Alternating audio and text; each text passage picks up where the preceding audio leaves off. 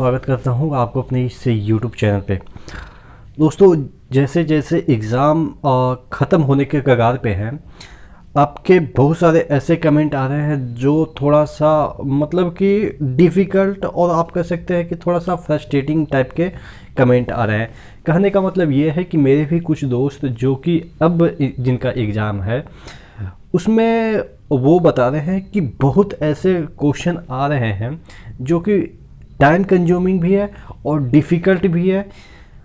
अपन लोगों ने जब दिया था तो मैं बता रहा था कि मेरा 88 के अराउंड मैं शुरू में ही लगभग कर लिया था, लेकिन अभी का जो पेपर है उसमें बोल रहे हैं कि 52, 55, 60 मैक्सिमम इसी तरीके के एकदम एक्यूरेसी के साथ बन रहा है, बाकी तो कुछ पल्ले ही नहीं पड़ रहे हैं। तो क्या उनका सिलेक्शन नहीं होगा? क्या जो ज़्यादा मतलब कि बना लिए हैं, यानी कि 90, 95 या 88 जो बना के आए हैं, क्या सिर्फ उन्हीं का सिलेक्शन होगा? तमाम चीज़ों पे हम डिस्कस करने वाले हैं। एक एक मुद्दे को हम बाइफरकेट करके समझने की कोशिश करेंगे कि किनका सिलेक्शन होगा, किनका नहीं सिलेक्शन होगा।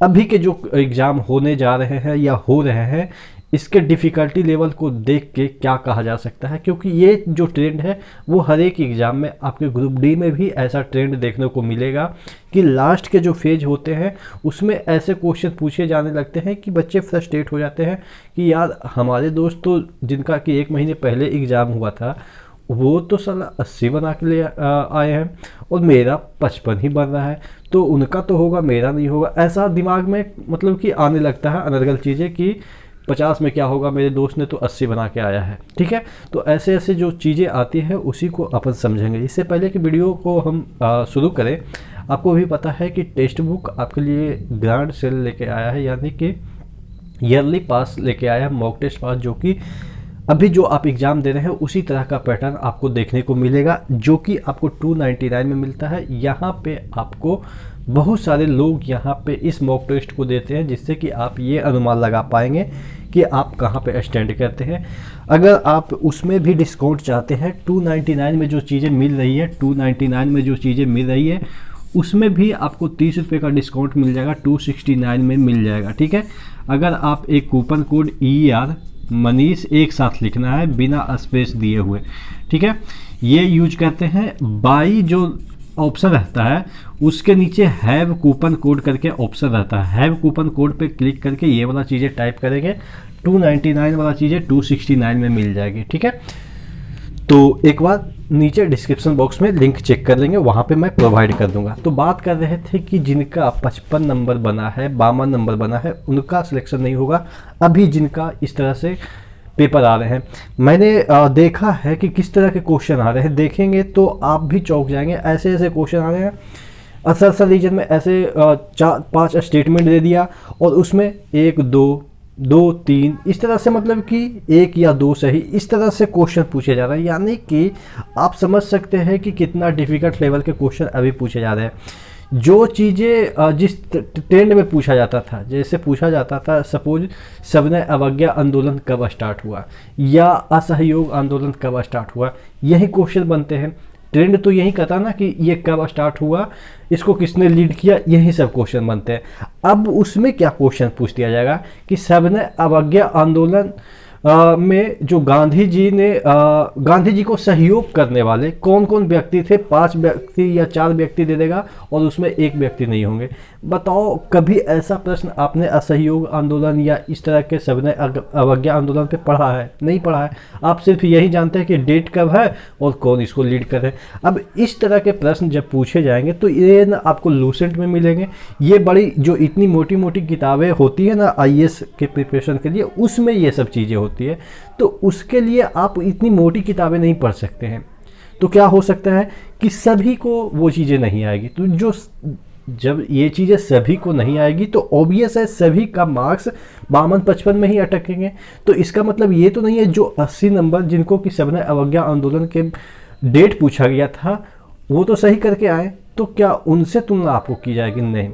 आपका नॉर्मलाइजेशन सडनली इतना होगा ना कि वो जो ज़्यादा करके आए हैं ना उनसे भी ऊपर हो जाएगा। आपने देखा होगा CGL के जो मेंस हुए उसमें आपने देखा होगा कि जो बंदे पेपर करके आए, फाड़ के आए, चीर के आए, जो भी करके आए, एकदम से कह रहे थे कि इस बार तो मेरा सिलेक्शन कोई रोकेगा नहीं, क्योंकि 200 में 200 मिला भी रहे हैं, मतलब 10 बार भी मिलाए तो 200 में 200 आ रहे हैं, तो वो तो ऑब्वियस है करके आएंगे तो वो तो प्रफुल्लित होंगे ही कि मेरा तो 200 में 200 आ रहा है। अरे कितना नॉर्मलाइजेशन कितना भी करेगा तो मेरा कुछ ना कुछ बढ़ेगा ही, तो यानी कि सिलेक्शन के कगार पे ही है। लेकिन जैसे ही रिजल्ट आया आपने देखा जिनका नंबर 145-46 था और उनका सिलेक्शन हो गया, और जो 200 लाए उनका सिलेक्शन नहीं हुआ। तो यही मैं आपको समझाने के लिए ये वीडियो बनाया हूँ।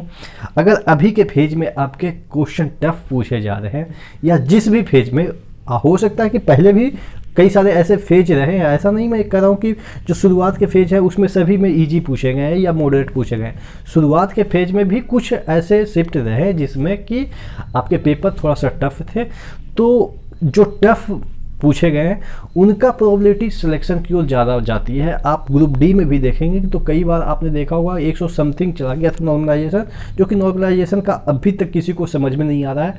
ये जो डगवर्थ लुईस नियम है और ये जो नॉर्मलाइजेशन नियम है, ये कभी किसी को नहीं समझ में आएगा। तो अभी तक का जितने भी एग्ज़ाम के नॉर्मलाइजेशन की एक्सपीरियंस हम बात करें तो यही देखा गया कि जिनका टफ क्वेश्चन आया है उनका सिलेक्शन की प्रोबेबिलिटी बढ़ गई है। तो अगर आपको लग रहा है कि आपका जो पेपर है वो टफ आया है, तो आप यकीन मानो कि आपका और भी सौभाग्य वाला चीज़ है कि आपका सिलेक्शन होने की उम्मीदें बढ़ गई है।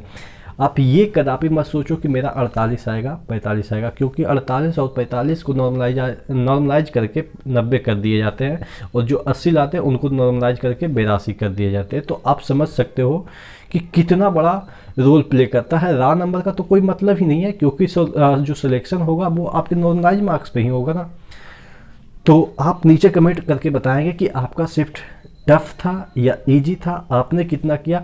और ये भी मैं आपको एक और बात बता दूं कि जो बंदे मतलब कि जिन पढ़ने वाले हैं, अगर वो 80 करके आए हैं तो इसका मतलब ये नहीं कि उनका पेपर एकदम से इजी है।